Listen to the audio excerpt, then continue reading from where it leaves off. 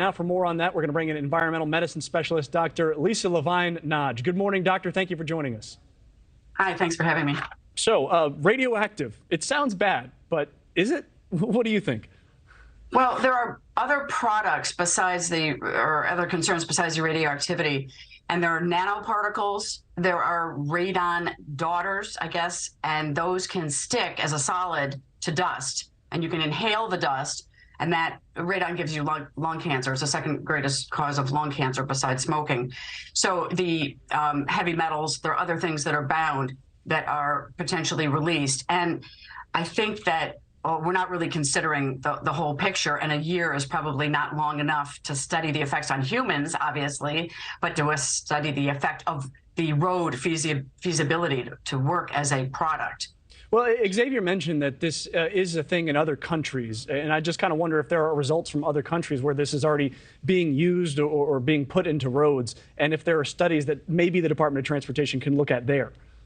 Well, there are a couple of other countries. I was looking this up, and China is one of them. And we don't really want to follow in the footsteps of China in terms of toxic exposure. Remember the benzene in the river? So, you want to follow countries that are highly concerned about the health of the individuals in the population. So I think that we really have to lead on our own. And I would say that the precautionary principle is the leading principle that we go by. When the scientific information is not available, then we err on the side of caution, and lawmakers are not qualified to make these decisions. I think that it really has to be scientists and physicians working together. Well, and Xavier did mention that this bill does not say, hey, we're going to start doing this right now. This bill says it is a bill to commission or compel a study to figure out if this is useful. So you just think that study will eventually turn up that this isn't a good idea and maybe this will be a moot point?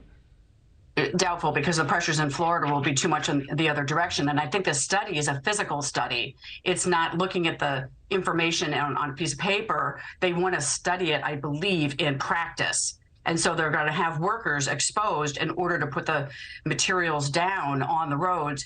And when you read about wind damage and water damage and heat to products like this, they will potentially release more at 140 degrees, it said, than at 70 degrees.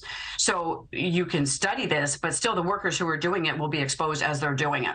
Are the workers and the people that travel on the potentially radioactive roads, do they have the risk of becoming sort of guinea pigs here?